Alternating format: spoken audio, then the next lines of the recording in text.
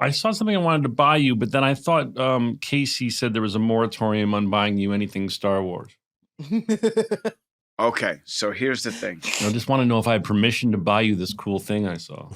It depends on what it is. If it's something to be turned into a set prop, no, absolutely buy that shit. It's something you'd hang on your wall. Ooh.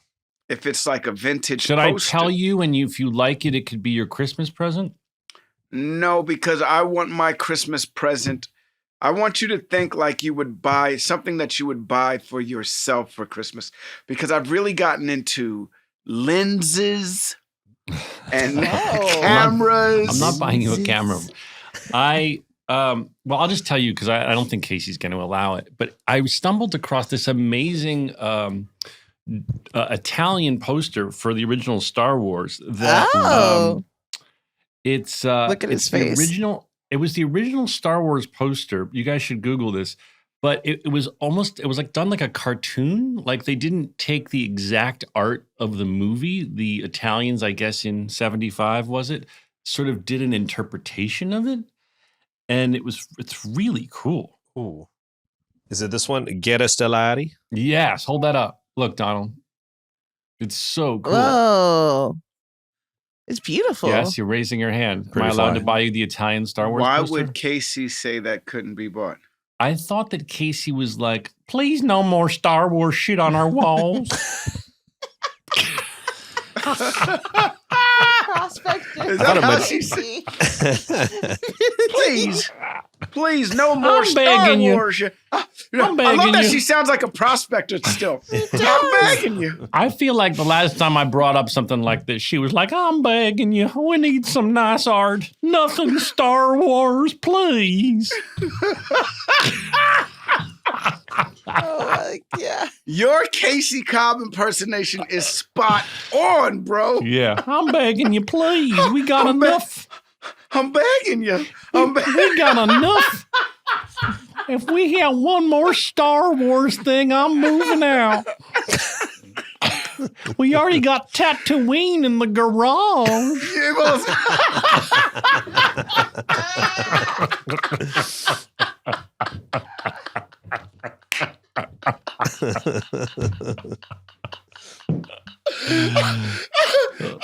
She liked the indie poster I got you, though. I got you.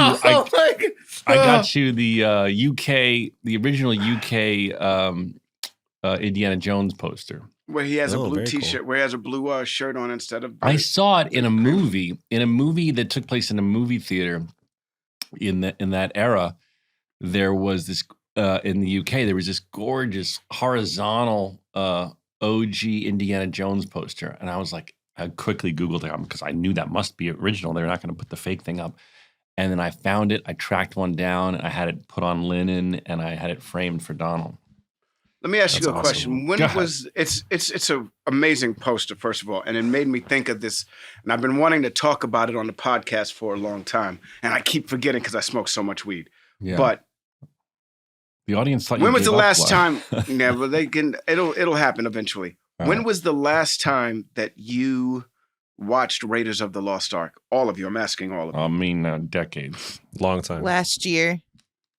Nice. It really is a classic movie now. You know what I mean? Like when you look at the way it's shot, the film stock, the sound, all of that stuff. It really is a classic movie. Like it looks like more like Lawrence of Arabia than it does the movies that are out now. When it gets to Temple of Doom and everything like that, somehow it switches over and it's digital and all of that stuff. And we can go on with Last Crusade, but Raiders of the Lost Ark, from what I can imagine, is the last film that I watched where I was like, wow, I can honestly tell there was a difference. There was a split. This is the last time George Lucas, in my opinion, he split. This was it. No more film. We're going to move towards digital. And you can see the progression in from that moment on. It's really interesting. Like even the sound, the way the punches, everything. It just sounds like. Do you guys remember Annie, the movie Annie? Yeah. Did you ever watch The Annie? OG Annie? Yeah, with Punjab? Yeah. With Punjab and all of that stuff? Yeah. Do you remember when they went to the movies? Let's go to the movie. And they're watching the movie. Yeah. And how old that movie felt. Yes. That's what that was Raiders of the Lost Ark. That's what it feels like now. Okay. When you're making me want to revisit it. It's pretty good. That's a good rewatch. Really, I mean, when you're drinking scene alone. Oh my gosh, just everything. Did I tell you guys to watch Strange Darlings? Did I mention that? I don't recall. I think so. Darlings is It was a while ago. It's a movie that's out that I really highly recommend. You can get it on your streaming services, but I really recommend that. I did watch something that you recommended. Finally, go ahead. What was it, Daniel? It was Chimp Crazy. Oh, amazing, yes! Right? You're welcome. You were not kidding at all. It was that Jinx level reveal at the end of episode 2. Yeah, no spoilers, Daniel. No spoilers. No spoilers. I was reeling. Because I was, you're watching it and you're thinking, no way does certain thing happen. And even though I was kind of expecting no way does certain thing happen. Even though I was kind of expecting it, the way that it reveals itself is so mind-boggling. I was sitting up in my seat. I was leaning forward. I was like yelling at the TV. That was such a good watch. All right, that's good. I want to talk about something else I watched that Donald you'll appreciate because I don't usually watch animated movies. I don't have children. Oh, I wanted you to watch something else, but I do appreciate you watching this. I watched this movie and it was so amazing. If you have kids, especially watch this. But even if you don't, The Wild Robot. Yeah. Oh. So, dude. Okay. That's one of the best movies of the year. Wow. Oh, yeah. Dude, my kids and my wife watched that shit. I passed out in the middle of it. I liked it. You didn't go back and finish it? I got the gist, but I'm crying with them in the end, all right? I'm crying with them in the end, all right? Let's just put it this way. You fell asleep, woke up, and then still cried in the end? Still cried at the end, yeah.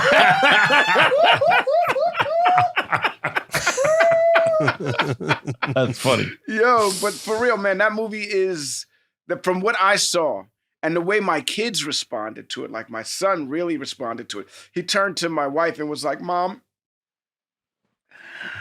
I know sometimes I don't act like I don't appreciate you. I know I sometimes act like that, but I really do appreciate everything you do for me. Oh my God, that's so sweet. I was like, I fucking love this movie. Yeah. This is the best movie ever. My wife never felt more appreciated ever. Oh, that's like, so sweet. But it's beautiful. It is beautiful, man. Let's keep it 100. It's beautiful. And, my mom, as you guys know, because she came on the podcast, is an adoption specialist. She was a psychologist specializing in adoption and birth mothers her whole career. And I had this just realization when I was watching it. It's also it's such a beautiful adoption story. Mm-hmm. That if you have adopted kids, all children will appreciate it, but if you happen to have adoption in your life, it really is about this robot adopting this baby bird and learning how to parent. I don't want to ruin anything. It's just so moving to me. I clutched my pearls for most of it. It's a good movie. That's a great recommendation. It's a really good movie. Okay. I want to see Nora. That's the one. Ooh, me too. About that one? Yeah. Yeah. I don't know about this one. Dude, I want you to watch Running Scared, man. And I want the Donald thinks audience we to should hear this remake too. Running Scared. I've never seen Running Scared. It's so good, and not the one with Paul Walker. I feel like that's where a lot of the young audience is going to go for. Oh, is that? Did Paul Walker remake the movie? No, there was a movie called Running just Scared. Similarly titled. Okay, same title. Similar. We're talking about the one with Gregory Hines and Billy Crystal. Okay. This movie, I'm telling you, just give it a watch. Did you watch it recently? I did. Because Casey told me you were rewatching it. It still holds up. You know what I mean? It's like the jokes are of the time, obviously. But dude, man, it's Billy Crystal and Gregory Hines and Jimmy Smits. And Jimmy Smits? What? Yeah, they're Jimmy going Smits is the bad guy, right? Yeah, man, and freaking Joey Pants is in it. Like, dude, Joey Pants. It's a good movie. We could still have Jimmy Smits. A young Joey Pants too. We could have a real young one. We could have Jimmy Smits come back and be the bad guy again. Amazing. Yeah, man, but that would be pretty cool. But I mean, I'm not gonna ruin this by saying this, but he dies in the end. all Oh, right? spoilers, So, Donald. that's not a spoiler. It's a 90s. It's an 80s movie, man. They all the bad guys die in the end and that Yeah. shit. Would you set it in Chicago, Donald? Keep it same city or new city? So here's the thing. I'm not from Chicago, so I Right. couldn't necessarily portray the Chicago cop as well as We gotta take it to New York. someone from Chicago. I would want to do it in New York, but hey, I mean, I was just in New York at a police station. I didn't get arrested. I lost my wallet. It was about, What's the dance movie with Gregory Hines and Baryshnikov? Why don't we remake that? White Knights. Yeah, let's White remake Knights. White Knights. Say you, say me. Say it together. Say it for all. I loved White Knights when I was a kid, which is weird because it's by no means a kid's movie. And but it's about breaking down the walls between America and Russia. Like they I know it. swap. Do you remember, Joelle, have you seen this movie? Defectors? I have it. But Helen gotta Mirren watch and it. Isabella It's- Rossellini is in this? It's amazing. And it's about a Russian ballet dancer who wants to defect from Russia, and Gregory Hines, who plays an insane tap dancer. I forgot Just what the... like a dancer in Russia. He defected to Russia. Why did he didn't defect to Russia? Yes, he Why does. did he go to Russia? I don't know. That's the movie, man. Like that's what I remember it as. Oh. as When a his kid. plane Like, makes he- an emergency landing in Siberia, ballet dancer Nikolai is recognized as a defector and brought into custody. So he doesn't defect, but he's recognized as a defector after an emergency landing. Oh, I see. But then there is a big tap scene, isn't there, Donald? This Or am is I- a big maybe- dance scene. Oh, Period. okay. But the Like Phil they- Collins song, was that an original Phil Collins song for the movie? Say you, say No, me. it's not Phil Collins, bro. That was Lionel Richie. is it? Lionel. Isn't there a Phil Collins song in the movie too? No, you're thinking of Against All Odds, and that's a Oh, Kevin yeah. Costner movie. Okay. Take a look at me Give me- now, That's such a bop. cause there's just an Just empty an place, empty space. You're coming back to me is against all odds. It's a chance I gotta take. That's a bop. Take a look at me now. My doctor scared the shit out of me this morning. I didn't like it. Uh-oh. What do you say? happened? I went and had this body scan. Donald, you would like Ugh. this as someone who's a hypochondriac. You go in this MRI machine and they search your entire body for For any something. tumors. And I just did it because, like, he told me to do it. And when you leave, they're like, okay, it's going to be 2 weeks. You'll hear. So this morning I get a text. It's like, the doctor would like to discuss your MRI results with you. Ugh. Duh. And then the text was like, how's like the 17th of November? It's the 7th today. I'm like, what? 10 days. You're telling me that he got the results instantaneously. He wants to discuss them in person, but he wants to wait for 10 days. Mm-mm. So I called that motherfucker up real quick. Yeah, you do. Okay, hold on. But that's a good. That's usually. Yeah, you that's do. usually. Hold up. That's usually a good sign. No, hold up. That's usually a good Why? sign. What do we have to talk about in person? Do I have cancer or not? If you did, he would want to talk to you right away to get you on into. Of course, Therapy but and like, stuff. why are we talking about anything? Why are we talking about anything? And why are we waiting 10 days? I don't know, bro. Shoot me an That's email, how it bro. goes. I can't. Exactly. Why? I I- don't know either. So let's call. I texted him. I was like, what the fuck?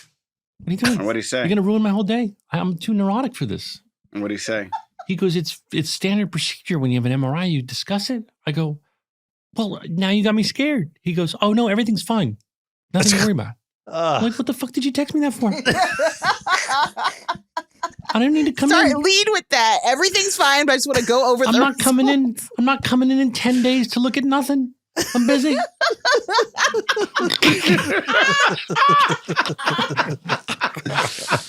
Oh my gosh. But for a solid 20 minutes, I was like, I'm dying. I'm dying. Start giving away shit. Start giving away clothes. Oh my God. Donald can have these socks. I want the money. Not giving you money. I've left you no money.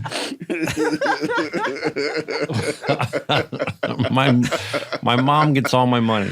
There it is. I'm taking my mom to the baby to baby gala. I guess you're not coming, Donald. You know what? Like once again, Donald and Casey have bailed on something we were going to do together. Here is the thing, bro. What? Keeping it 100 with you. I respect the gala and I'm really down to go, but it is on a weekend. I do have time to myself on these days and I don't want to spend it. I actually understand this. Usually, Donald, I'm like, get out, but lately I've been craving so much alone time.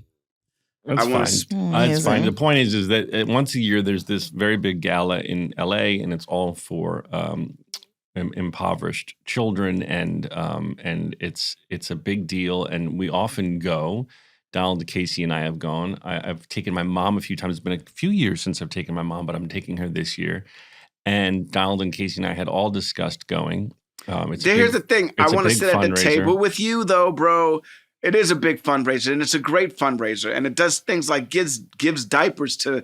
This is one of the most important things that parents need, young parents need. It gives diapers to children. It gives a bunch of things. A lot of money for a great cause, and you also run into people you haven't seen in a while. And I was excited, and Donald and Casey had said they were going, and I invited my mom, and she went and got a beautiful gown and it's black tie. And then I check in with Casey and Donald. Oh, you are a fucking asshole. Fuck you, dude. Don't even try this.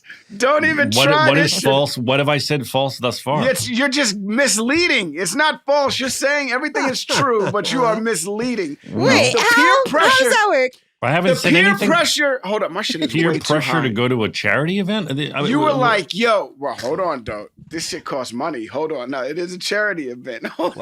Yeah, you can afford Usually a ticket. You donate to a charity. You can afford a ticket. That's why you give money to the charity. Here's the peer pressure again, y'all. This is how they do. So then I check in with Casey and Donald, and Casey's like, "Oh, we ain't going no more," and I'm like, "What? We never got a sitter And if we ain't going to be able to sit next to you, we're just not going to do it. I never did get a gown. I would have to get hair and makeup. Please, no more Star Wars things on the walls. Oh, man, you do her dirty. You do her so dirty. Well, I guess y'all ain't going. But I'm taking my mom. My mom's so cute. My mom this morning texted me. I set her up with a stylist and everything, and she's so cute. She's like, when is it, found this the weekend? Dress, and she's sent me all these cute pictures of her in her dress, and it's gonna be so sweet. It's Saturday night, yeah. Anyway, Donald, I'm sorry that you don't like giving to a good cause, but to each their own. That's some bullshit, bro. I do like giving to a good cause. I'm gonna be honest with you, man. Look. You know me.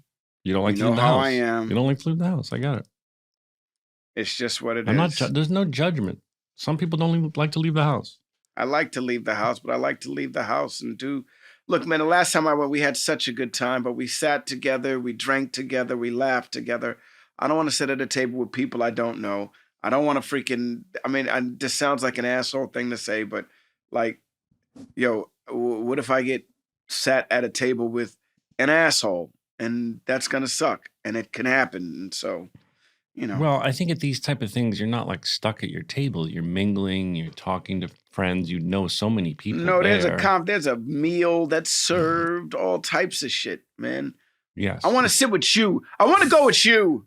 I want to be with you guys. I want to be with you guys. Do you know the movie, Daniel? Let's see if Daniel knows the movie. He has no clue. Yeah, I want to be with you guys. The first thing that came to mind was Goonies, but I think I'm wrong. It's close. No. It has not one person in Goonies is in that movie. Well, it's not cast close. It's era close. I don't know. What is it? I want to be with you guys. Candles. It's 16 Candles. Oh, I love that movie. There's a scene at the prom, and there's a nerdy kid, and his parents are forcing him to go to the prom, and they push him into the gym, and they close the doors, and he goes, "But I want to be with you guys. I want to stay home. I want to be with you guys." That's funny. All right, Donald. So I'll let the charity know that you're not charitable. It's not that I'm not charitable. I'll totally give money to the charity. Oh, really? I just don't do want to you go. plan to give money to the charity? Not really, but I will now that you're putting me on the spot. Shit. If that's what it takes to fucking Got him. You're hilarious. Well, I'm hilarious. My mom You're and I hilarious. This whole court's hilarious. My mom and I will represent for the Faison family. You guys won't dance like we dance when we're at that thing. No, we're probably not going to dance, but I'm not sure who the celebrity performer is. I believe they're honoring Charlize Theron. Oh, we should go. That's a buddy. We should go. Yeah, it's a shame. You could still go. I don't know why. I know. Let me text her. I just don't understand why, there's so many things that get promised and then not fulfilled upon. Did we go to Vegas? Yeah, because Casey thought you were going to. Did we have a good time? Reboot. Did we have a good time in Vegas? Do you want to discuss what you guys said about me last week? Do you want to? Can we talk about how you got in your feelings? We could totally What discuss. happened? We missed a week, so we haven't been able What to happened? talk about that. Oh my God, this is the funniest thing in the world. So I'm talking. I don't know if it's funny, but I do want to discuss it. Casey, I was FaceTiming Casey, and she said that Donald got in his feelings about something that happened on the podcast. And I'm like, what could possibly have put Donald in his feelings? And she said that when you said that no one would subscribe to his OnlyFans, he got upset. Oh, No, because first it started off as no woman would subscribe. No grown woman, no young woman, and Well, because grown I woman. don't think of women And as then you said no gay man. No, you said no. Yes, you guys No, did. I said gay you men. didn't say that. I said gay men would love your OnlyFans. And then, who was a guest that day? I It was don't Michael remember. Urie. Oh, it was Michael Urie. Yeah, Michael Yes. Urie, a gay man said that no gay man would ever No, I think you freaking misunderstood. subscribe. No, that's not what I sounded. Cut to the tape right here. All I know. Cut to it. Okay, cut Okay. to the section right here, Dale. Yeah, I don't think you're going to make that much. I think it's a niche market. Fuck you, dude. Fuck you, dude. My ass is fucking beautiful. And I'm My sure. asshole is beautiful. I'm sure you there's don't a lot know of. I'm what it sure there's looks a lot like. of. You don't I'm know sure, how the people will feel about it. I'm sure there's a lot of gay men that would be intrigued. And straight women. I don't know how many straight women want to see your balls for money, but maybe I could. Daniel, what are your thoughts? Survey it's- says. It's Survey certainly says. possible. Daniel, Let's how much ask money do you think you 100 could? women out there. Yeah, I wish we How could do a many of survey. them? Let's do a survey. I Carmen? think there's plenty Carmen? of people. What's that? I'm sure there's plenty of people who would want to see Donald's balls. Yeah. No, it's he's an- saying there's no women that want to see my No, I'm balls. sure some. Women are They'd be- people. I'm sure. No, there's- no. He said no women. He I'm sure And I'm saying specifically there said, are women. I'm sure for He $10 said, bucks, he there's said women only who'd be like, I'm gay curious. men would want to see my balls. I'm saying I'm your sure biggest there are market women as well. Yeah, but Daniel, do you think the biggest percentage of the pie chart would be gay men? I think the biggest pie chart would be straight Scrubs fans, men. I mean, I think the curiosity would probably get them. Yes. yeah, I think you would absolutely, be. Okay. absolutely. And like mid 40s women who love Clueless, probably. Thank Yes. you, Those thank were- you, Yes. thank you, thank Yes. you. I don't But know about gay men. I'm not sure if gay What? men. I don't know. I don't totally know. would I get don't gay know. men. What are you talking about? I Michael, would are get you gay men. speaking on behalf of all Hold on, gay men? hold Wouldn't on, want to see hold on. Donald Time Scrotum? out. Time out. What if it's Hold $10 on. bucks? What if it's Time $10 out. bucks? $10 Fuck bucks. you. No, fuck you. We're staying $30 now. Are you telling me? That's you not how telling- you negotiate. Are you telling me? Is it just your balls? Maybe if we throw Yeah, in that's shafts, the- we'll get it's- $25. Yeah. I mean, can guarantee we you there see- would be a freaking huge part of the gay community that would be interested in seeing my balls and shaft. I wish that promise was- you. I wish there was a survey we could do on this fucking Let's do podcast. one. Let's do one. We probably can. I mean, I don't think we should. It might hurt his ego. Fuck you. Fuck you. I think. Listen, you would get my $20. You know what? If you're not into this, then fuck you don't deserve it anyway. Then how about that? If y'all ain't into this, then you don't deserve it. That's universal. That's for everybody out there. All right. I'll tell the gays. I'll let them know. All right. Now that we're back, I just Now want that we've watched that, I want to clarify something. I didn't mean to get you in your feelings about no one subscribing to your OnlyFans. You said no one would want to freaking subscribe. No, here's what I meant to say. My OnlyFans, here's bro, what because dude. But Joel, he wasn't kidding. Casey was like, yo, Donald got in his feelings about what you said that no one would watch his OnlyFans. He said, I still have sexual prowess and I want my best friend to acknowledge it. No, listen, Donald, I want you to know I would subscribe. I would watch the fuck out of it. That's not what I'm asking for. All right. That's not what I'm asking for. And I'm bro. sure, listen, I don't know. I don't know. Joel, do you think, let's ask Joel a question. Joel, do you think straight women are subscribing to sexy men's OnlyFans? Is that something that straight women do? I don't know. I think at a far lower percentage rate than straight or gay men. Right. I can't think of none of my friends have acknowledged openly to me that they subscribe to OnlyFans. But I'm sure at least one of them does. I was saying to you, Donald, is that I think that when I think of OnlyFans, it's men watching women. I imagine gay men watching men. I don't think of it as a site, and I could be totally wrong, where straight women are going on to look at men beating off or showing their balls or whatever. But would they go to a site to watch a straight man do stop motion animation? No, absolutely not. Absolutely not. See, but I don't want you to think. I disagree, homeboy. But I disagree, homeboy. I just don't. I just want you to know that I would watch your OnlyFans. If I'm butt naked doing stop motion animation, absolutely somebody's watching. I think I go back to what Dick Michael swinging Urey said. just like this. I think I go back to what Michael Urey said, and the bulk of the subscribers would be curious Scrubs fans. No, that was what Daniel said. Oh yeah, Daniel said that. Yeah, straight Scrubs fans are the ones who are. But I don't want you. I don't want you to be in your feelings about it. I would love to watch your OnlyFans. I'm not in my feelings anymore. You guys are just assholes and don't know anything about anything. Casey said that. Maybe so. I was like, oh shit, what did I say? And she was like, he's all upset in his feelings that y'all wouldn't watch his OnlyFans. It's not that you wouldn't watch my OnlyFans. It's that you think that no one. Well, I think you got upset thinking that what I was saying was that women don't find you attractive, which is not what I was saying at all. And then the gay man said, and gay men don't find you attractive either. No. I don't think that's what happened. You have big bear energy, Donald, and I'm sure the gays would love you. Big bear energy. Come on. I think so too.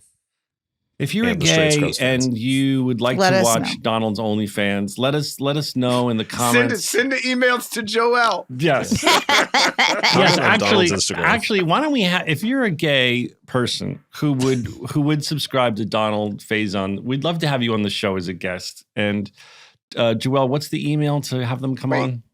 ScrubsIHeart@gmail.com. Scrubs. Wait, hold up. Wait, can I get a guest first? Absolutely. It's not going to be we don't want to do a whole hour with you. We would just like to, if you could send us a quick 30-second video letting us know what you would like to see on Donald's OnlyFans. With words. Yeah, use your words. Don't be shy and don't censor yourself. Like really, we would like a guest who really can articulate what they'd like to see. With your clothes, listen, don't go. Yes, I want him to do this YouTube appropriate. Yes, yeah, it's got to be YouTube appropriate. We can't air it. But don't censor yourself. If you're like, I want to see Donald fist himself, whatever it is, let us know. I don't know. I was not prepared. I don't know that my arms are long enough to do that. You don't know if you could fist yourself? You could fist yourself. You could fist yourself. If for OnlyFans, if the money in the was waiting right. room. If the money's right, I don't know if I Think can about do it. it. You just have Tatooine. What? You could build the whole Star Wars universe in your garage for one fisting. Word. But it'd be my fist, right? My fist. Yeah, it's your fist. Yeah, it's not the guest fist. Unless that's what the guest wants. No. What if we got Brett in here? All right. Is Brett here? Yeah. All right, everybody. We have Brett Goldstein on the program. He is the hottest star of the moment. We're very lucky to have him. He's a wonderful mensch of a human being. Donald, count us in. I've got many questions. 5, 6, 7, 8. Stories about a show we made about a bunch of docs and nurses and a janitor who loved to hate. I said he's got stories that you all should know. So gather round to hear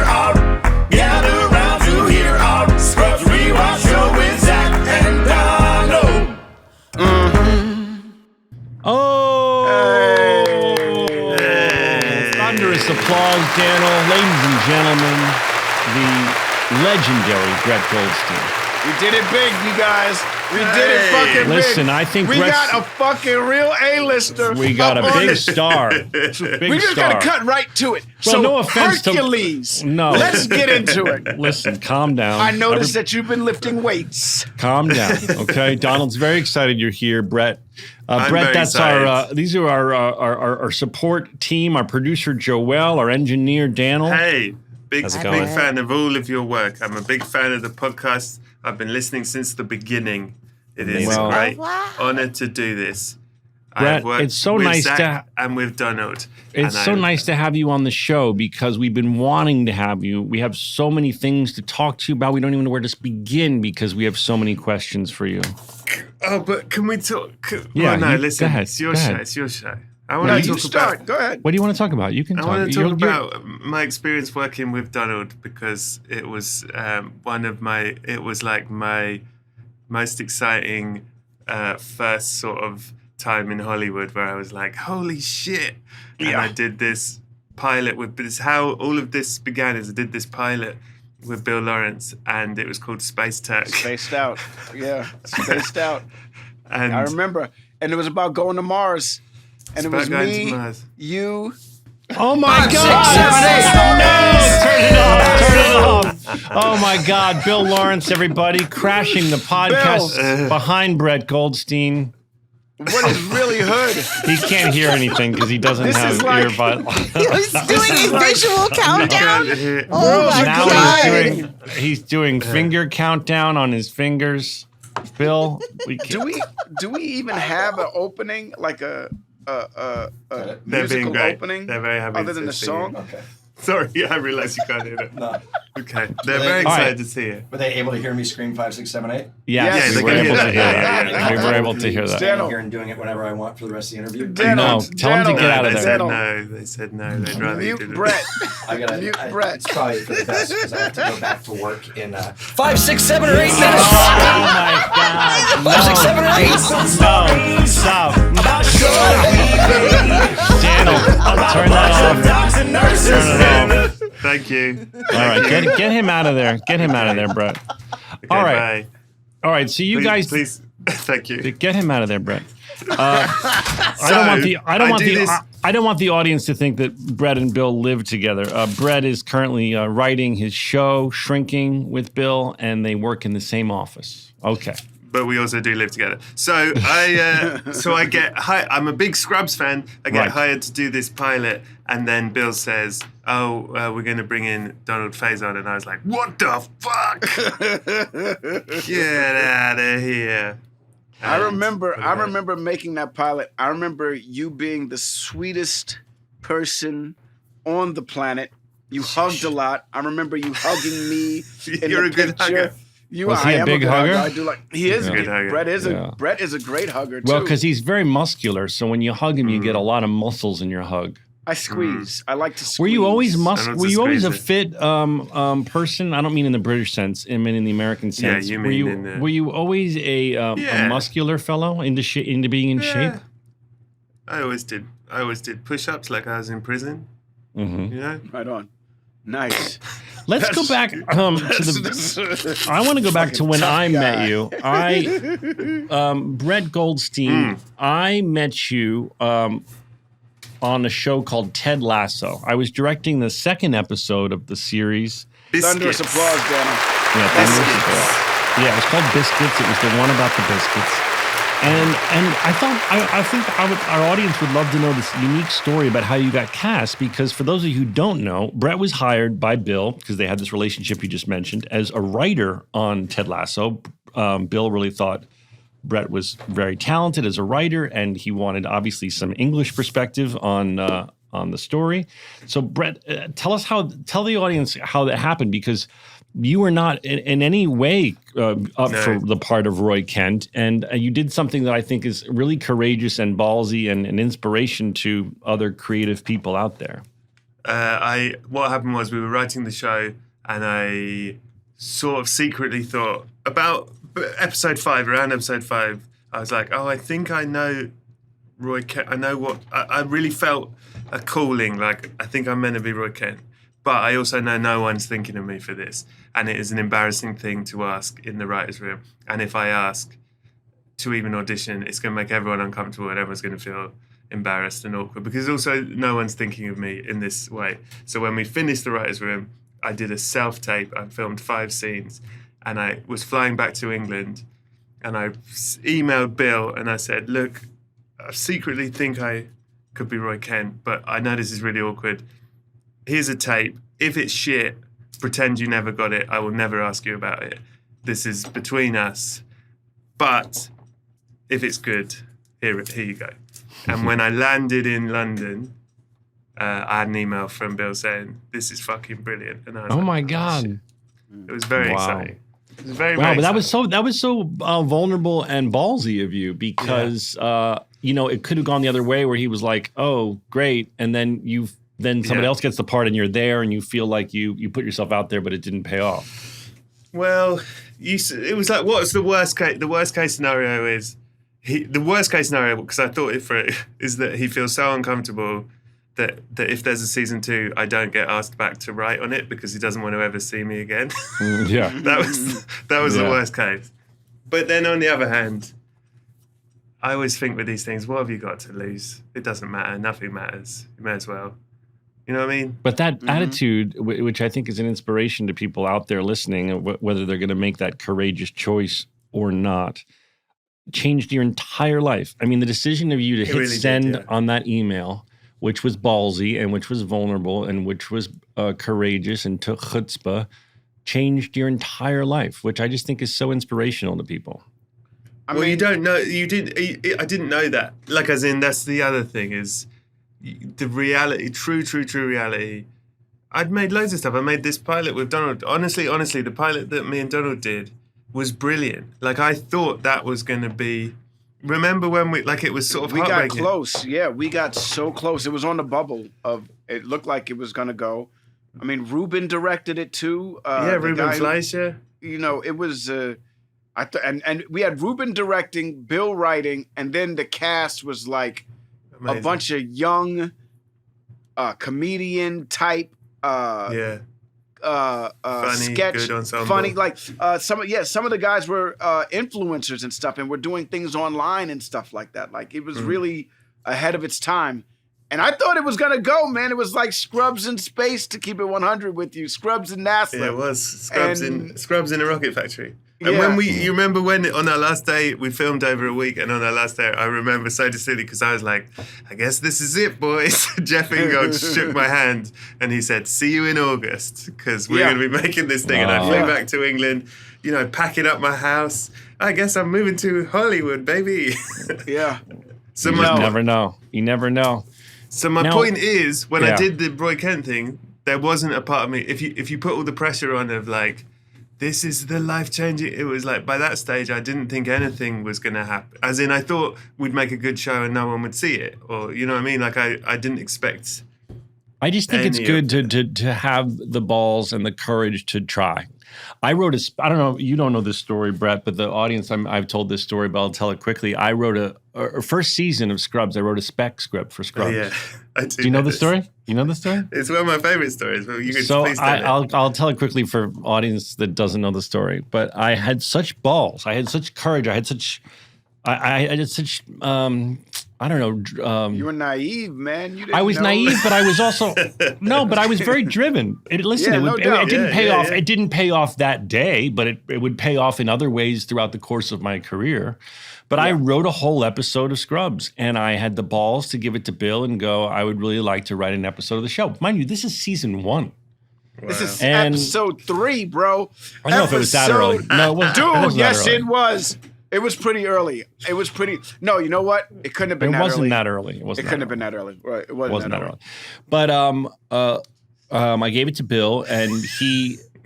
This is not exaggeration. It's going to sound like the cartoon movie version of this. A PA. I gave it to Bill, and a PA brought it to me the next morning and said, hey, I found this in the parking lot, and it's got your name on it, and it had a tire track over the title page of the of the screen. And Bill claims that he must have left it on the roof of his car because he drove over it.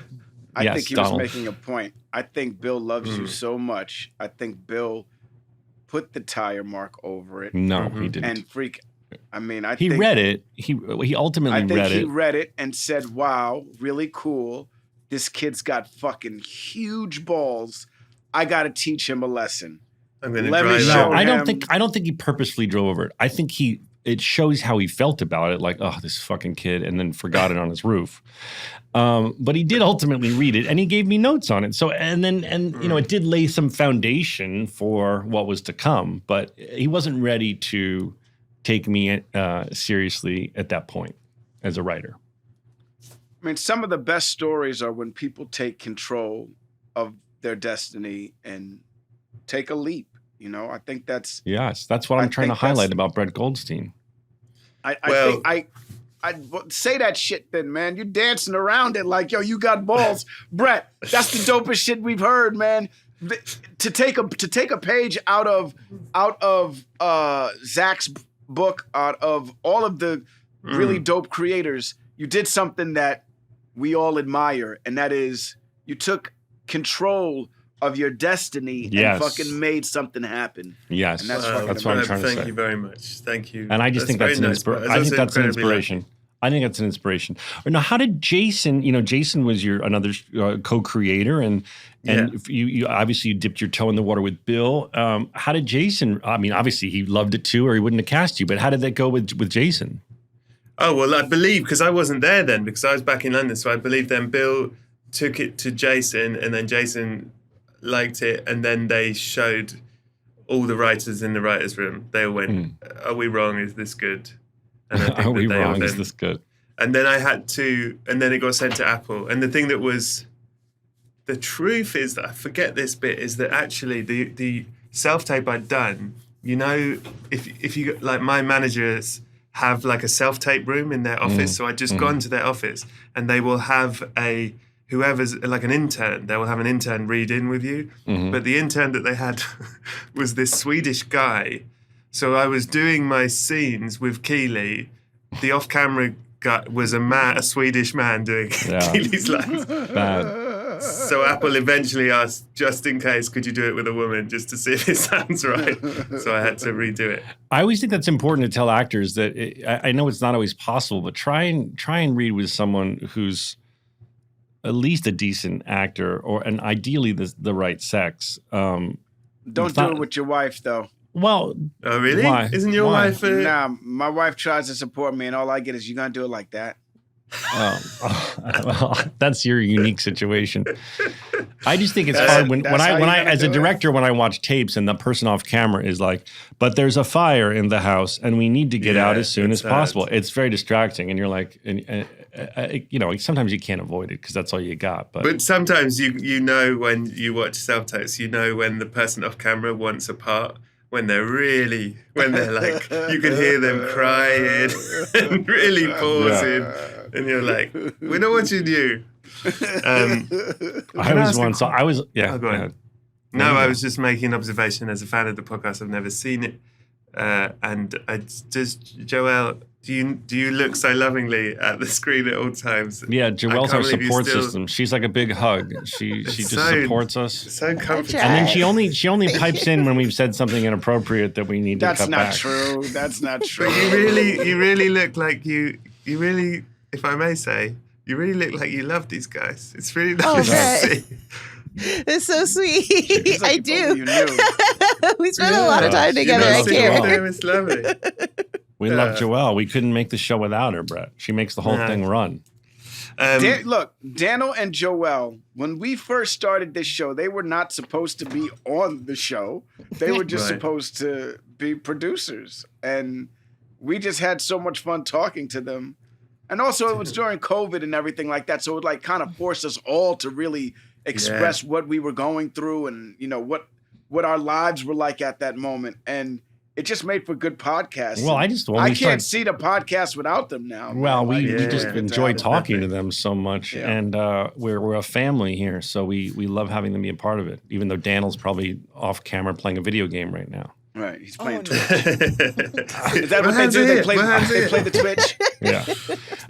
So wait, I want to go back to So Zach then directed Ted Lasso, and I was a very big fan of Scrubs, and I was really nervous of meeting Zach, as I was when I met you, Donald. And Zach, I didn't realize he's very charming. He's very tall and very charming and very charismatic. Like in real life, he's like he's very impressive. You sort of go like, fucking hell, very charming. And like we're in the middle of nowhere in England in this sort of quite, it's not like very nice where we filmed Richmond, and it was like, here comes Hollywood walking in. And we were all of us, the whole cast were really self-conscious because we were doing read-through. It's like read-through of episode 2, and suddenly there's fucking Zach Braff from Scrubs and Garden State, and all of the cast kept nudging each other like, have you seen who's here? Have you seen who's here? And I was like, how are we going to work with this guy? But he was brilliant. It was that's very sweet of you to say. Fucking awesome, dude. It's very sweet of you to say, but I met this cast who, became global sensations. I'm about to say, did you know when you met this cast, were you like, this fucking shit's going to be a fucking monster? I really didn't. I thought, listen, you have to understand that other than Jason, no one was a household name. Mm-hmm. And I thought that it was very funny. I thought they were all super talented. I thought the show was good. I just didn't have any guess at the audience for it. I thought, people who love soccer will love this. Obviously, Jason's hilarious, and he's got a huge fan base. But I was really proud of the way that episode came out. I thought it was really special, and it had the Bill Lawrence special, which is you're laughing and then it breaks your heart a little. But I would never have guessed that Ted Lasso would become the global sensation that it became. But when you look at it now, it really was not only to jump off for all of the cast members, like everybody's gone on to do great things and stuff, but it's also like Ryan Reynolds and his partner, they kind of owe you guys a fucking a hat tip or something, man, because like they took the sensation, the global sensation that Ted Lasso had. People who had never watched football in their life were all of a sudden watching it and trying to understand it because they loved the characters on Ted Lasso. And Ryan and his partner, they took that momentum, and that motherfucker is rich. He is a wealthy motherfucker now because of it. I don't think that's the only thing that's made him very rich. But that thing has. He was doing fine without it, I'm sure. But that thing has. So Brett, tell us about so we're shooting this little thing, and he's right. It's the sound stages aren't fancy. It's a bit of a. There was nothing glamorous about the shoot. And also, episode 2, because Zach invented a camera. I don't know if this is boring, but part of the way that Ted Lasso looks is defined by Zach Braff. Because thank you. It was episode 2 is the first time you see a football scene, and we were told suddenly on the day, oh, you're not allowed to put any equipment on the pitch, and it was like, oh shit. So Zach built a rig with some of the guys, these giant with the key grip and the DP. We had to come up with a unique way to shoot the soccer because the field is so special, and the pitch, as they call it, the greensmen were like, you're not putting any gear on this. What the hell do you think? And soccer moves so fast that you couldn't have some of the traditional ways we would have shot something. And normally here in the States, we probably would use an electric card of some kind or something. Anyway, so we came up with this rig that had these big tires, and it was a remote head, so the DP could operate it from the side, and it was really fun. And it was like a unique assignment for this particular show, and then it became one of the main tools they used to shoot the football. We used the same thing season 3. Yeah, and it's literally a guy like with a sort of what do you call it? Wheelbarrow, basically. Well, what's cool is they run. It became. I can show you a picture of it because I have it saved in my favorites because it's a favorite. But the grips would then put on soccer cleats and run with it, so that they could, because obviously that was allowed, and then it would enable us to get amazing shots, and it was completely remote. The head of the camera was completely remote controlled from the from the sidelines. You invented this shit, bro? Well, with the key grip. I don't want to take full credit. With the key grip. Hold on. Hold on, I'm trying to get focus for y'all. Hold on. My Look at dude, that. you are a part You see that? of you are a part of cinematic history, my man. No, well, if there's a special award, I'll take it. That's pretty dope. This, especially if it was used after you left. Oh yeah, they used it the whole run of the show. Interesting. Do they still use it on other shows? Well, if anyone is shooting on a pitch in England and needs our help, please contact the show and we'll help you build this rig. Did they use it on like Game Time or whatever that shit was, Winning Time or? Those guys were on skates. That wasn't on a football field. Yeah, they were on skates. All right, Brett. So Yes, what I want to talk about is, so you shoot season 1 and you feel good about it. Then when does it start to? This was during COVID, right? When did it wasn't an instant hit? Am I right? No, it was a slow. How did it roll out? build. How did you start to feel that it was catching on? It was sort of like, I've talked about this before, but the thing I think is interesting about Ted Lasso and its success is that I don't think there is anything to be learned from it. As in, I don't think you can. You know how Hollywood always tries to repeat. They'll go like, well, Ted Lasso works, so we should do that. But it's like, I think it's kind of a miracle, like as in, it didn't have huge marketing behind it. I don't think it didn't have. It was on a new stream. Apple TV was very new, so it wasn't like everyone had it and it was just everywhere. It was like you had to make an effort to find it, and it came out, and it just slowly. It was a genuine word of mouth hit, which is rare. It wasn't, pushed by. It was people made that a hit, and there's nothing you can replicate about that. It just happened to touch people at the right time, and people say maybe it was because of COVID and maybe at the time, the political landscape, all the reasons you can think of. But there are so many other shows that exist at that time, and it's just out of our hand. Like we're very lucky. I don't know. I think it was I looked at it as a huge hit when it started. I felt like it launched Apple TV kind of also. Like, didn't it help Apple TV all of a sudden become established? It was their biggest hit by far ever still, I think. Like, I remember somebody saying, you watching Ted Lasso, I was like, my old boss, he created the show with and they were like, well, have you watched it? I was like, I haven't watched it. I don't watch much TV. And they were like, yo, you should watch it.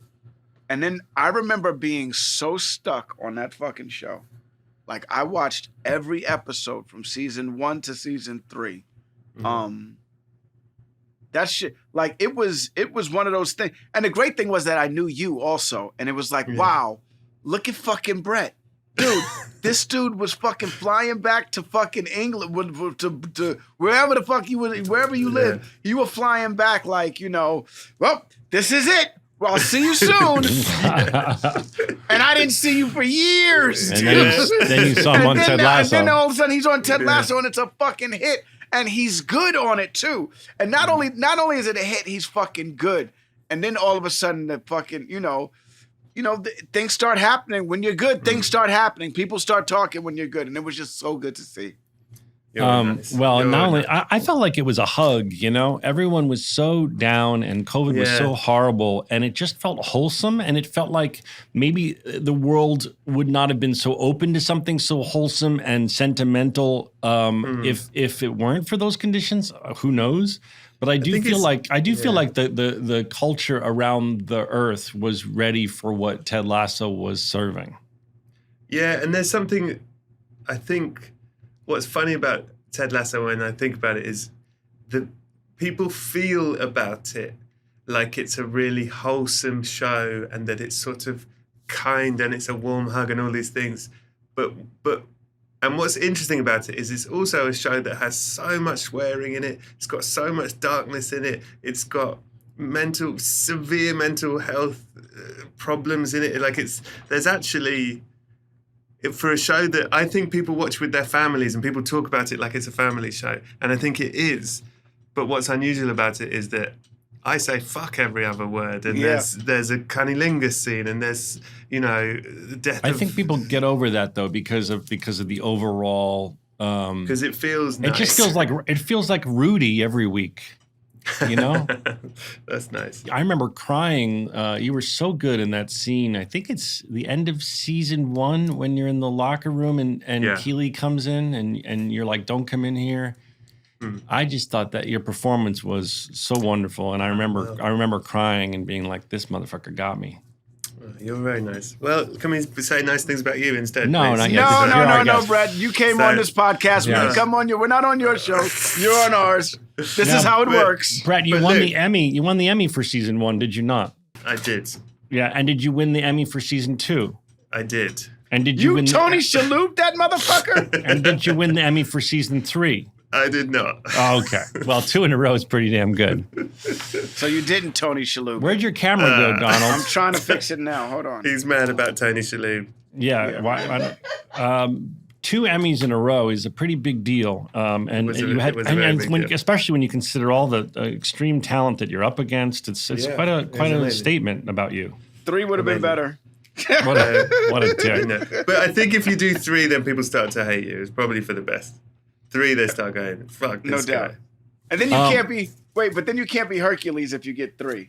Yeah, exactly. Can you talk about that at all? Wait, before we go to Hercules, let's just finish the Ted Lasso thing out because I'm sure I'm pretty confident that I know what you're going to say, but I'm sure people listening will want to know. There's rumors of season 4. I've heard these rumors. Is there anything you can say? Can you at least say that you'll be a part of that, or is there absolutely nothing you can say? I can't say anything. I've heard the same rumors you've heard. Okay, I knew that's what you were going to say. I read the same press you read. Okay, we live in the same bubble. I knew you were going to be cryptic, but I had to ask for the fans because I'm a good host, Brett. But he's not going to be cryptic about Hercules. I have a feeling he'll be cryptic about Hercules as well. Brett, for those people who care about Hercules, will you give them some sentences about Hercules? Some people care about that. Like I have nothing to report. Secret Wars. It's important. Secret Wars. I know you've gotten the call from Feige. I know he called you because Hercules is a big part of that. What you can say, Brett, is that how good you are at keeping a secret. I read that little. I should say, for those people who aren't mega Marvel fans, Brett did a credits scene in which Marvel movie? Thor, Love and Thunder. And Thor, Love and Thunder, where he was going to play Hercules. And so people like Donald, who are very into this, are like, when is Hercules coming? He has to come soon. It has to be Secret Wars or before because Hercules is a very big, important part of the SecretArs war. Well, you look like Eddie Murphy in the movie. I'm trying to get real nerdy on you. No, what's the Eddie Murphy movie? Bowfinger. Yeah, you look like Bowfinger right now. You're doing a great job. You're doing a great job. You're good. You're doing great. Nothing to report on Hercules, I'm afraid. You kept that. What you can talk about is how you managed to keep that secret from everyone, including your mom, I read. Oh, yeah, that's true. I have told that story before, but it's funny. Well, not all of our listeners listen to every interview you do, Brett. No. But I just always want to preface it in case people are like, oh, yeah, fucking hell, this again. But one thing you have to learn is that, our audience hasn't necessarily heard every Brett Goldstein interview. Some of them have seen them all. I'm sure Joel has seen them all. I am furious to discover this. This is outrageous. How did you keep it from everyone, including your mom? I'll tell you what happened. Well, I'll tell you how. Because they make it so scary. when I went to film it, I probably can't even say this. Oh, man. What? You signed NDAs? Why can't you say that? Because he signed that NDA, bro. I think everybody knows you signed NDAs. But what I will say is the Marvel security certainly make it sound like if you speak, you will be killed by a sniper that is following you. By Kevin Feige himself. At all times. That would be the worst day ever. Feige just shows up at your house and he's like, you know why I'm here? Yeah. And you know You what this spoke. means. You know there's I'm a this big new Zack show- and Donald fan. There's this new show franchise. Have you seen any of that, Brett? Yes, I saw the first episode. It's great. My Donald, friend I know you Nani's in don't. it. Donald, you don't watch things, but it's about behind the scenes of the making of a superhero movie, and Yeah. it's from the perspective of the first AD and all the mayhem that goes on behind the scenes. It's pretty funny. I would like to watch that show. It's Yeah, called you'd like that. Franchise. It's on HBO Max. Franchise. Can we? Franchise, HBO Max. Oh yeah. What do we want? Oh yeah. So basically, so I did this Hercules thing, and I text my mum because sometimes I'll to recommend to my mum and dad films. They don't go a lot to cinema, but there's stuff I know they'll like, and I'll go, "You should see this film. It's really good." And I text my mum and I go, "I know it's not normally your sort of thing, but you should go and see Thor: Love and Thunder. I saw it. It's really funny. I think you'd find it really funny." And she goes, "I don't know if that's for us." And I go, "No, trust me. I feel like it is a good one." And she goes, "I watched the trailer. I don't think it's our cup." I go, "You know, I love films. Like I wouldn't send you something I didn't think you'd enjoy." And she goes, "Oh, fine." So they go and see Thor. She's texting me through the film, and she's sort of going, "Oh, Russell Crowe's funny." And I go, "Mum, turn off your phone. You're at the cinema." And then she texts me a few more times. "This is quite entertaining." I go, "Yes, well, why are you texting me?" Anyway, so I'm in the credits. So it gets to the end. So it's now the end. She texts me, "Well, that was fun." Credits. And then she goes, "Oh," because what happens at the very end, Russell Crowe appears and then it pans around and it's me and she goes, "Oh, Russell Crowe's back." And I'm thinking, she's gonna fucking miss me. She's looking down at her phone. And I type, "Look at the fucking screen." And then 30 seconds later she writes, "What?" That's amazing. Yeah. Thank God she didn't miss it. Yeah, I man. mean, it was like she's going to look down and leave, going, I don't really know why you sent us to that, but it was fine. So now I want to pivot to shrinking. You created Yes, let's talk this- about your directing, shall we? Well, we can, but I want to talk about this amazing show This is that I'm. horrible. What's horrible? Just you saying nice things making me uncomfortable. I'm English, it's making me sweat. Oh, okay. Well, that's something you should work on in therapy, but English people don't go to therapy either, right? Okay, carry on. Carry on. I'm doing my best. So you create this brilliant show, Shrinking, with Bill Lawrence and Jason Segel. How did it come about? How did that, obviously, at this point, we know Bill loves your writing. We know that he wants to work with Jason. How did Shrinking get born? Shrinking happened because Bill and I were talking a lot and hanging out, and he said, I'd like to do something else with you. And he said, is there anything you've been working on? And I told him I had this treatment for a show that was about a therapist, and about grief, but it was a much darker version of what Shrinking ends up being. And then he said, "Oh, that's interesting. I have a similar thing, but it's a different tone." And his thing was much lighter. And the more we talked about it, it was like, actually, if you put these two together, the middle ground is Shrinking. And that is actually the best version of this show. And so that's sort of what happened. And then we wanted Jason always, because Jason Segel is the perfect man for it, because he has that thing where you just love him. So he can be a bit of a dick. You can write a character that makes mistakes and does bad things, and you can push it quite far because you're always going to love Jason Segel, I think.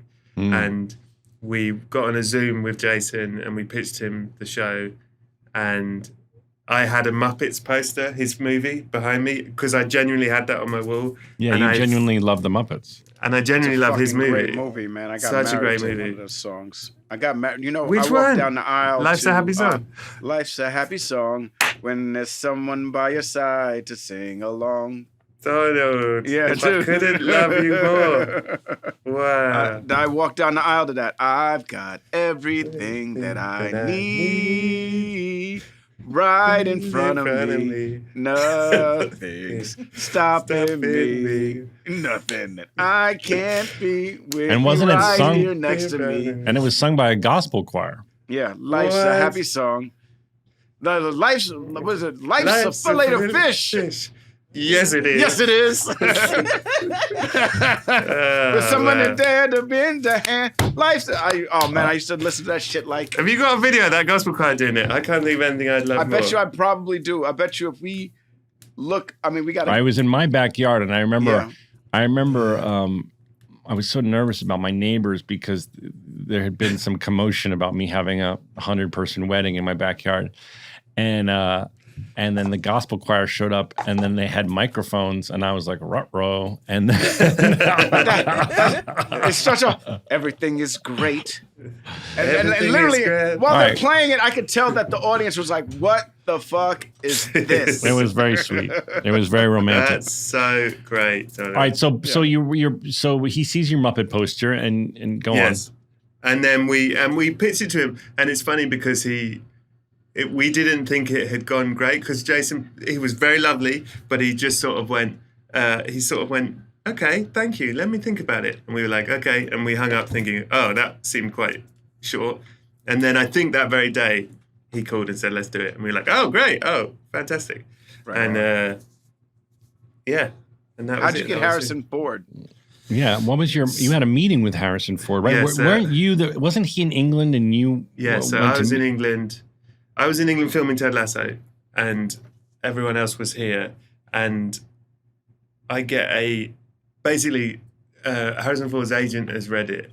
We want him, but we never think we're going to get him, obviously. So it's sort of like a Harrison Ford type.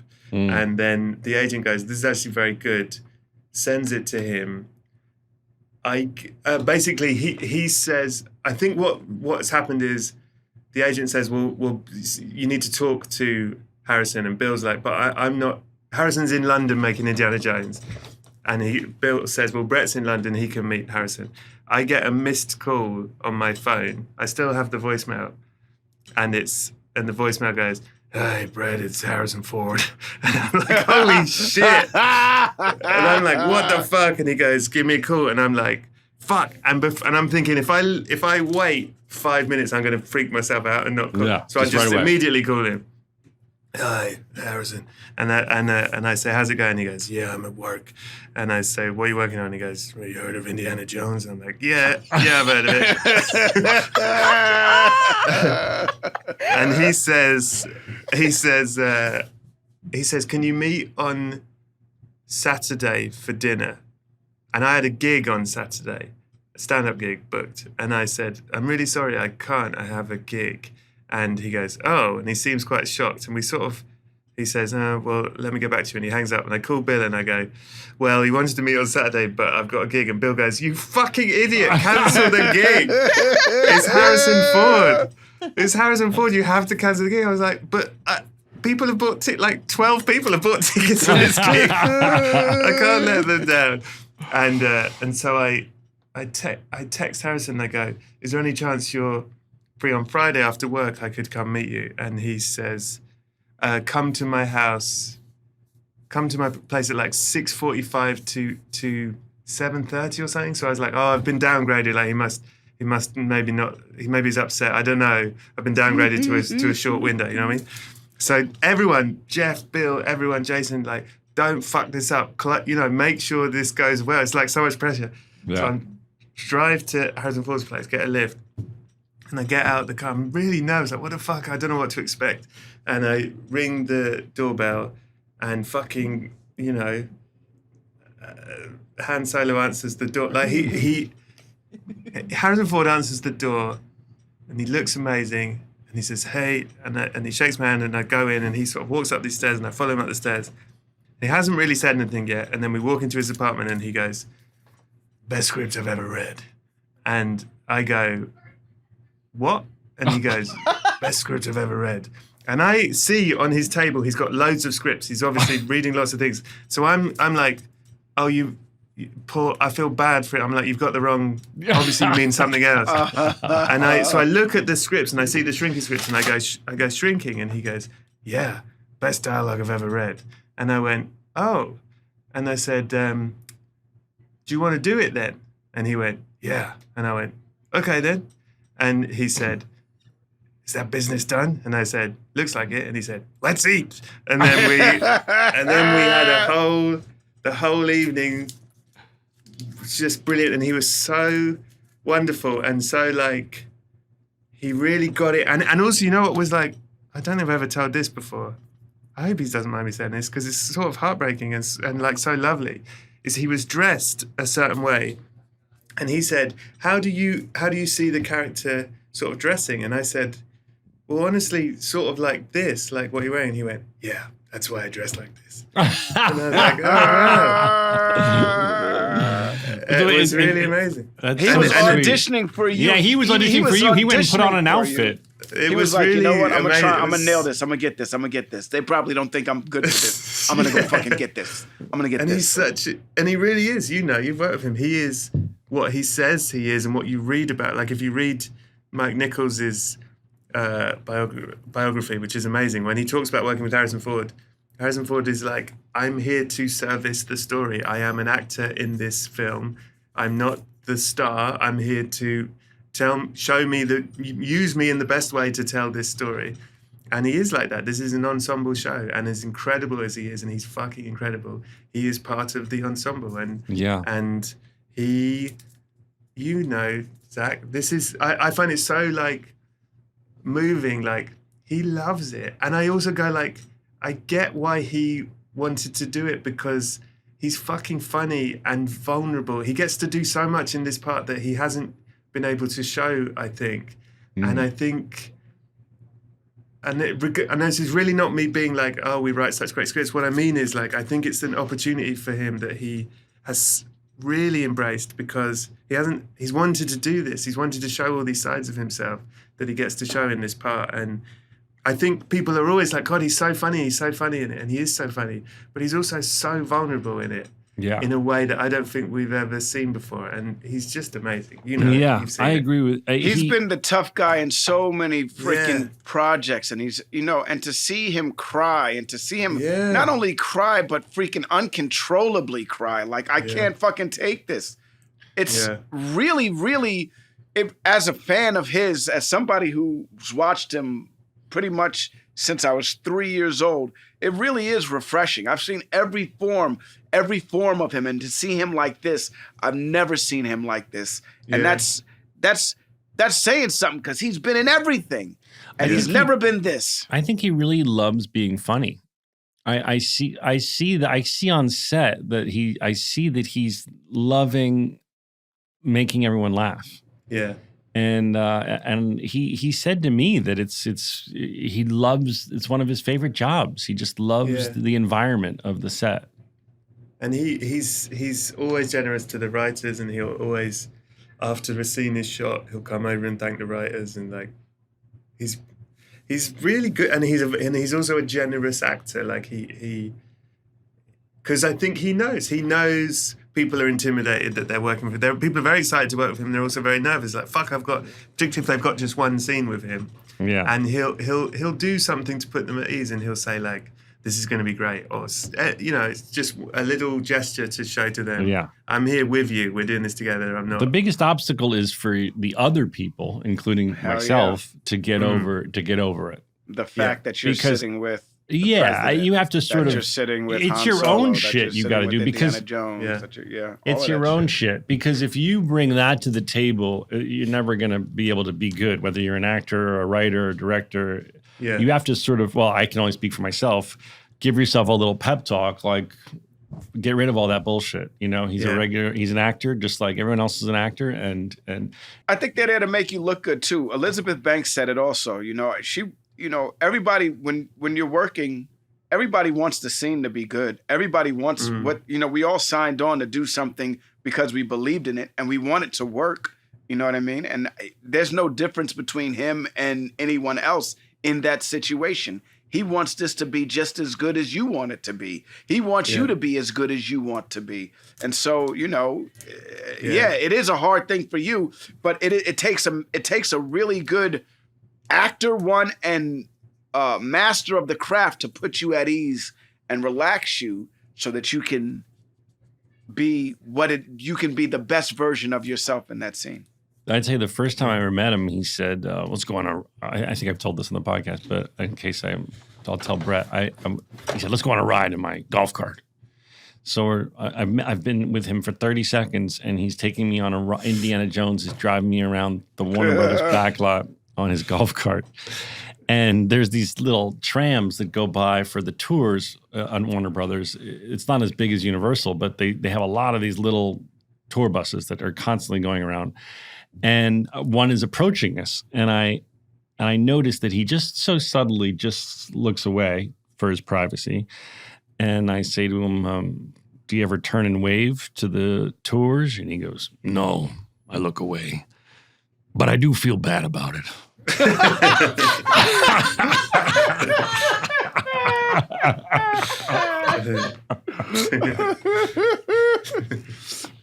Do you know how he would freaking, they would jump off the tour bus. Yeah. I mean, there's no. Yeah. Well, also, And that thing doesn't have on the, NOS. It doesn't have like the button to press to make it go super fast. also, if you work on the Warner Brothers lot, they go by every 10 seconds. So it wouldn't be a very fun environment for him to be working. It would, oh my gosh.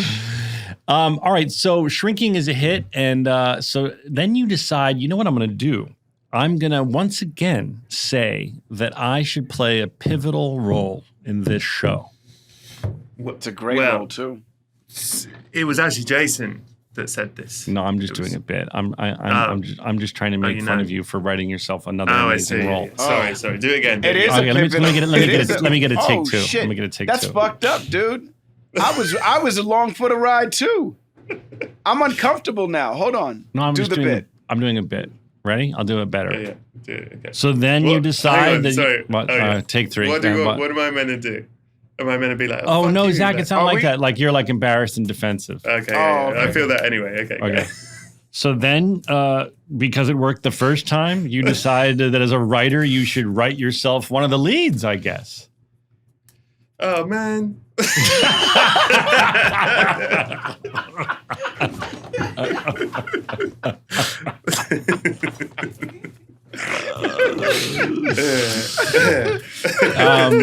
All right, we don't want to spoil it for the audience for what you play, but you now are a really you're acting on this season of Shrinking is Spectacular. I got to direct you, I think, in your very He's first. on definitely my playing first- Hercules. Did you see his arm when he put his hands up? Did you see his fucking arm? That's No, that he's Hercules ripped. shit. That's No, he- Hercules. I told y'all, motherfuckers, we were gonna get something for you. We got something. It's not. I'm We got really not. something. He's always been pretty ripped. I don't think it's Hercules. All right, go ahead. Zach. So I play a very serious part in this show. It is not a Yeah, you do. fun part. There are no jokes for me. And my very first day filming on this show was with Zach Braff directing, and he was brilliant. And I really, really, really genuinely appreciate him and it, because it's scary. Your first day filming is scary. You have an idea in your head how you're going to do it, but you don't know if that's going to be. You know, especially with Bill. Bill's taking a big gamble on me playing this part, and I wanted him. He wasn't sure about it, and I wanted him to feel good day one and not get in a panic like, oh shit, I don't know if this is going to work. You know what I mean? And Zach was it was a very serious scene, and Zach was so brilliant on set because he really created the vibe of like a safe space. You know what I mean? Like everyone's kind of kept everything kind of contained. It's like, let's very quietly try this thing, and then we're going to quietly be over here. And between takes, kept it all sort of low key, and it was really great. And I think Bill came to visit, and we'd done a thing, and he looked, and he was like, okay, great. And it was such a sort of relief, because then it was like, okay, we're fine. There was no sort of panic of, is this right? Does this feel right?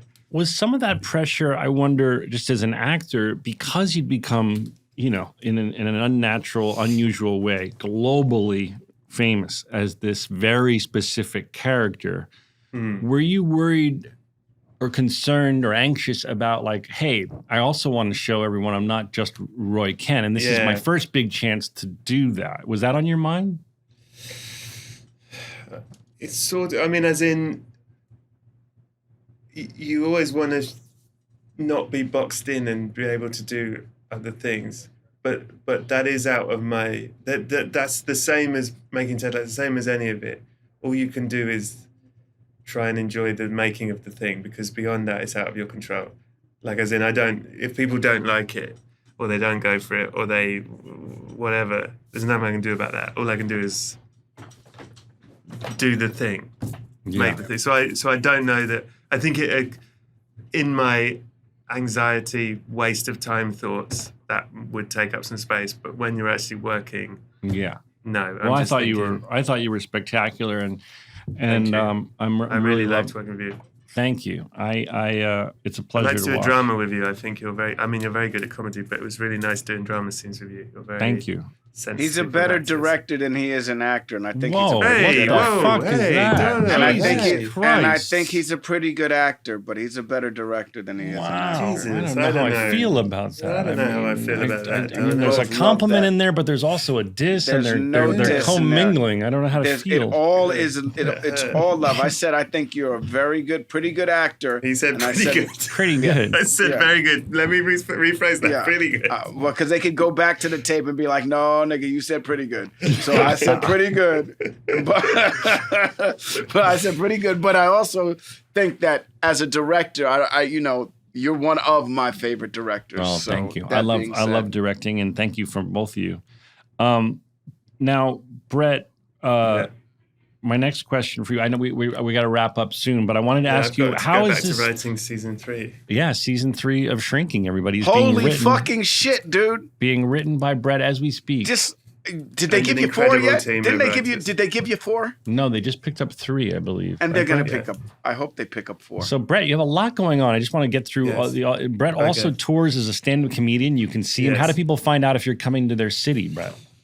I just finished, sort of officially finished the tour, but I will be doing some more dates. So keep an eye on BrettGoldsteinTour.com, I suppose. Brett Goldstein Tour, or follow Brett on Instagram, right? You have the Instagram? Yeah, Mr. Brett Goldstein. Mr. Brett Goldstein.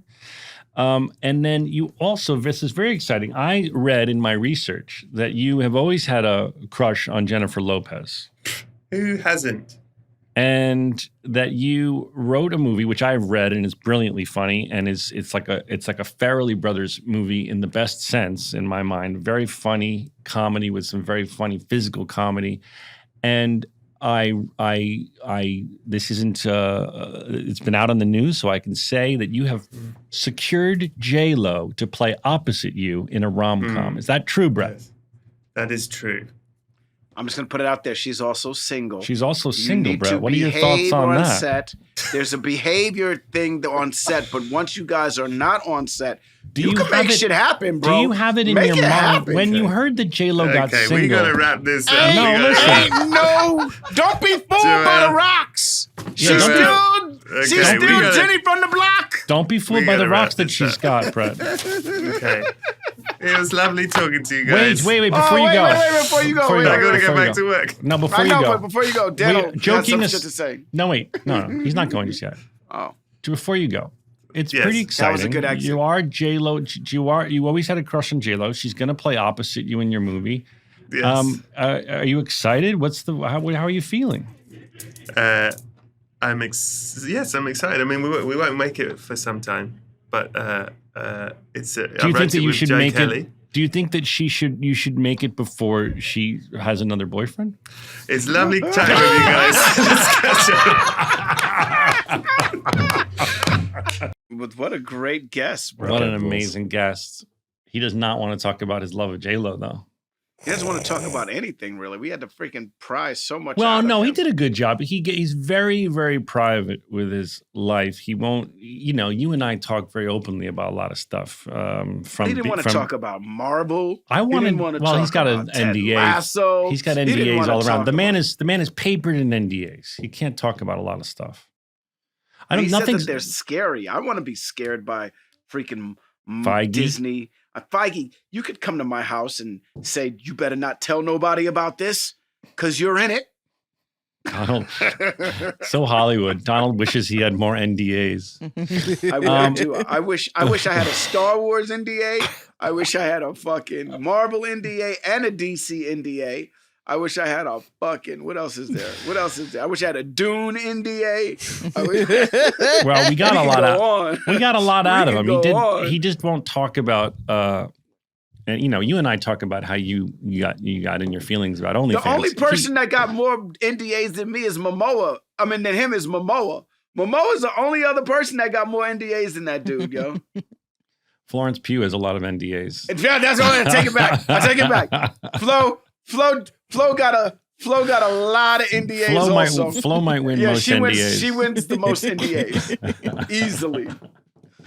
And she jumps from Marvel to Dune. Yeah. What else do we want to say? What a great guest. What a nice man. What a nice man. And we can say that genuinely because we know him. Yeah, he is that sweet in real life, everybody. He's such a gentleman, and he's very kind, and he's very soft-spoken, and he's until lovely. He's not. Until you don't cross the motherfucker. But I'm just joking. He's a great dude. I was like, you got a good story? Because I no, he's a great dude. All right. Well, Joelle, any final thoughts as our producer princess? Oh man, what a guy that Brett was. A sweetie. Y'all were super funny. Everyone get a full body scan, I guess. That's the new wave. Yeah, get a full body scan. Real.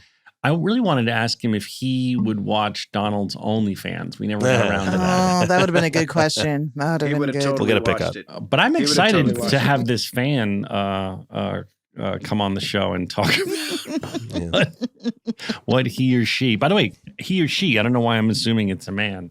Well, I would like. We did specifically ask the gays, but women also, if you would watch them. Yeah. By the way, I want to just reiterate: this isn't open to just the gays. It could be a woman too. I think it's actually more interesting if it's a woman talking about what she'd like to see Donald do. But either way, I'm down. I think it could be a running series if it goes well. Yeah. We can call it Dick's Your Life. Hey. I will fucking get an OnlyFans and make it happen if it means I get subscribers that will pay that money. I would like to make it an ongoing series where and we could be a each reality week someone show. says what they'd like Donald to do on his supposed OnlyFans. Oh my. Oh, I don't get a real OnlyFans? You can. Hey, I don't want to do that. You can do whatever you want. I'm going to be honest with you. I don't want to do that. I was trying to be funny. I don't want to get an OnlyFans, but I would love to hear what people would want me to do on OnlyFans. I would like, and in case. Joelle, make sure that you keep track of all the submissions. Oh, I'll be right. I want to hear the freaky shit. I don't want somebody to be like, I just want to see his toes. Yeah, please don't. Please, fuck you. Please toes don't. are not freaky? Oh God. Okay. No, well, some toes people are freaky. Some people like that shit, but I don't want to just hear, I want to see his toes. Yeah. And think that's going to get you on the show. Yeah, please that's don't. Not going to do it. Please don't come on with something basic. We want to feel uncomfortable. Okay. Oh, man. A challenge. I had a gay friend telling me let's see if we can freaking test iHeart's standards and I had a gay friend telling me stuff I didn't know about being a homosexual recently. Wait, what happened? Like what? A gay friend of mine was telling me that certain cities are known for being more bottom heavy than top heavy. He said, for example, I think he said that West Hollywood is very bottom heavy. I think it's bottom heavy for sure. That's the energy over there. Yeah, for bottom sure. heavy. So I was like, I would co-sign that. Oh, sure. West Hollywood is totally that shit is bottom. I didn't know that shit is bottomed out. Yeah. Well, I just didn't know that was a thing. He was really educating me on things. He said there's a lot of tops in New York. That makes sense too. He said bottoms in New York have to really compete because there's more top. This is what he told me. This is amazing. Oh shit! Damn. A lot of squats. He was I want telling your me friend stuff to I come on the didn't show to educate all of us. Wait. Please. If you want to hear someone who will tell you some crazy, intense, uncensored shit, yes, I'll have him on. He would Let's love have to. him on. We'd have to definitely do a parental warning on the head of that one because my jaw was on the floor. Some of the stuff he was Let's telling me. go. Great.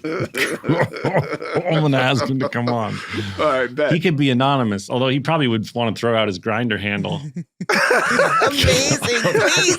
I need him to come on the show now. No, listen, Wow. I thought I knew everything there was to know, but he was telling me things that were like really intense. Dead ass. Let's go. Guys, on that note, 5, 6, Here's 7, some 8. stories about a show we made. about a bunch of docs and nurses and